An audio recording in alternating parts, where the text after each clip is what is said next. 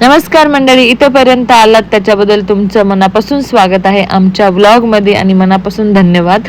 So आता हा आहे जलसृष्टी रिसॉर्टचा पार्ट 3, जो की लास्ट आहे. जास्त बोर नका हो, पहिले 2 व्हिडिओ बघून या आणि मग तिसऱ्या व्हिडिओमध्ये या.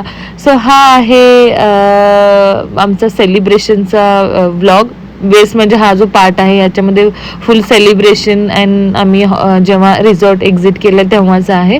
सो मग काय इकडे आम्ही कोपऱ्यात घुसलो, थोडं फोटोशूट केलं. हा होता माझा बड्डेचा लुक आणि हा होता माझ्या बाबूचा लुक.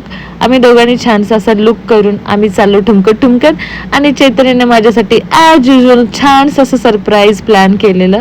आणि मग काय गेलो घुसलो मग आम्ही त्याच्यात. म्हणजे मी माझ्यासाठी हे त्याला माहिती होतं, त्यानेच प्लॅन केलेलं. सो मला खूप छान वाटलं आणि मन माझं असं भरून आलं.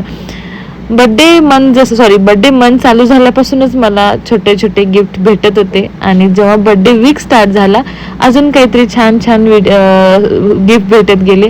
आणि त्याच्यानंतर फायनली माझा जेव्हा बड्डे आला तर त्याच्यामध्ये सरप्राईज पे सरप्राईज, सरप्राईज पे सरप्राईज आणि मी अशी एकदम खुश होती. मला एकदम बेस्ट वाटत होतं आणि माझ्या चेहऱ्यावरची खुशी बघू शकता.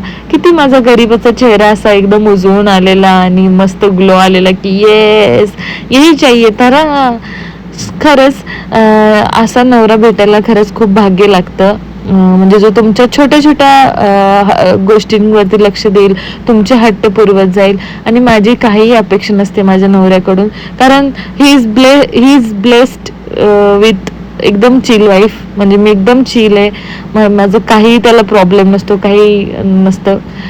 स्वतःचं मी स्वतः कौतुक करते, माझा नवरा करत नाही म्हणून मीच करून घेते. तर खरंच माझ्या काही त्याच्याकडून जास्त अपेक्षा नसतात, पण त्याला माहिती आहे की त्याला काय करायचं आणि काय नाही. So thank you so much husband.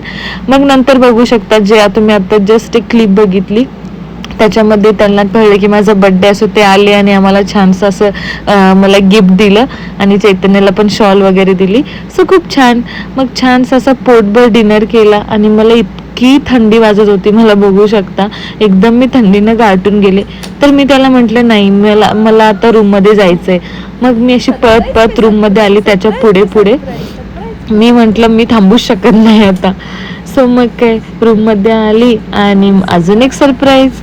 म्हटलं अरे वा, किती मी एकदम माझ्यावरती मस्त असं चैतन्याचं प्रेम होतं चाललेलं आहे. सो झालं. मग काय सकाळ झाली आणि आमचं एक्झिटची वेळ झाली. तर मग हे जे घंट्या बघू शकता, तिथं घंट्या म्हणजे घुंगरू म्हणतात आमच्या इकडे, माहिती नाही काय म्हणतात, ते छानसं असं लावलेलं. ही सुंदर सकाळ. आणि ज्यावेळी आमचं आता 11 वाजता चेकआउट होणार होतं तर मॉर्निंगला पण इथल्या ज्या वाईब्स होत्या एकदम मस्त, एकदम म्हणजे एकदम मस्त, एकदम अशा एकदम fresh morning, no pollution nothing, फक्त एकदम स्वच्छ हवा, एकदम क्लीन, सगळं मस्त. इकडे मग काय ब्रेकफास्टची तयारी चालू होती. ब्रेकफास्ट ऑलरेडी बफे होता तर लागलेला आणि इतकं सुंदर त्यांनी सगळं डेकोरेट केलेलं. हे त्यांचं डेलीच असतं, फुल flower and all, fresh vibes मस्त. आणि मग इकडे म्युझिक चालू होतं आणि इकडे सगळेजण जे पण गेस्ट आहेत त्यांचं सगळ्यांचं ब्रेकफास्ट चालू होता. सो हे दोघंजण इतकं सुंदर वाजत होते. आणि अजून एक म्हणजे जेव्हा आम्ही रूममध्ये होतो तर प्रत्येक रूमच्या भोवती एक बासरी घेऊन वाजवत होता, सुंदर बासरी वाजवत होता तो, खूप सुंदर, खूप भारी वाटलं एकदम. आणि मग हा ब्रेकफास्ट रेडी होता. खूप सारे मेन्यू होते आणि सगळेच मेन्यू खूप टेस्टी होते. आणि जेव्हा मी असं सगळं काही बघते तेव्हा असं एकदम तुटून पडलेला राक्षस कसा असतो तसं मला काय खाऊ काय नको, काय खाऊ काय नको. सो मी सगळं पहिला फिरून घेतलं. म्हटलं आता माझ्या पोटाला काय काय हवंय बघू. इकडे सगळे फ्रुट्स वगैरे हे सगळं होतं. ह्यातलं बाहेर गेलं की आपण फ्रुट्सकडे बघत नाही, ते चैतन्य बघतात. मी तर मस्त साऊथ इंडियन अजून काही नवीन ठेवलंय का ते घेऊन लगेच मी इडली पहिला घेतली. नंतर हे व्हेज सॉटे काहीतरी म्हणतात, हे मला खूप आवडतं. आणि बघा माझं प्लेट बघू शकता, ही इकडची माझी, इकडचं फ्रूट वगैरे त्याचं आहे. सो मी मस्त इडली, मेदूवडा, डोसा एक ऑर्डर केला, सगळं घेऊन असं बसले खायला. आणि मागेच आमच्या नदी, खूप सुंदर असा व्ह्यू होता. पोटभर खाल्ल्यानंतर आता म्हणलं जिरवायला पण पाहिजे. त्याला म्हटलं चल मग मी एक सायकलचा राऊंड मारून येते. एक म्हणता म्हणता मी 2-3 राऊंड मारून आले. नंतर ना मग साहेबांना जायचं होतं हॉर्स राईडवरती. मग म्हटलं तो मी हॉर्स राईडवरती जाते. म्हटलं ठीक आहे, तू हॉर्स राईड घे, तोपर्यंत आहेस मी तुझ्या मागे मागे. मग मी तिकडे गेले डक बघायला, म्हणजे बदक काय करतायत, त्यांनी काही खाल्लं का, त्यांचे पिल्लू कसे आहेत, सगळं बघायला गेली. तोपर्यंत साहेब आमचे मस्त चालले हॉर्स राईड वरती.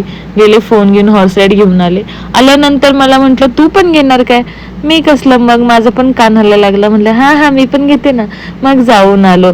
त्या बिचाऱ्याला मी 100 प्रश्न विचारून परेशान केलं हॉर्स राईड वाल्याला, पण बिचाऱ्याने चांगली सगळी उत्तरं दिली.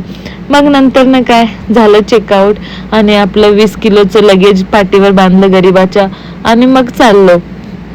आणि ही राईड खूप मस्त होती, खूप मज्जा केली आम्ही. आणि मग नंतर ना चैतन्य साहेबांना आवडत नाही बॅग घ्यायला.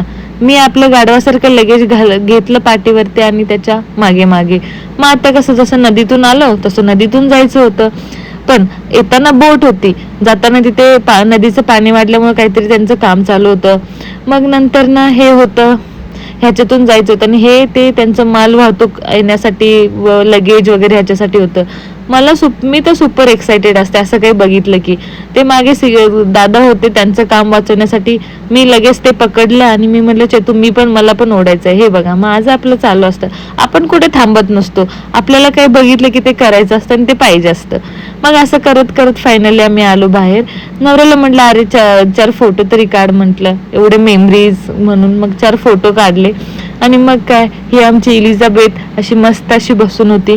1 दिवसासाठी पूर्ण तिने पण रेस्ट केलेला. मग आम्ही चाललो आता पूर्ण तयारीत. इकडे त्यांचं ट्रक आलेला, जिकडे लग्न होतं त्याचं डेकोरेशन, आणि मग झालं.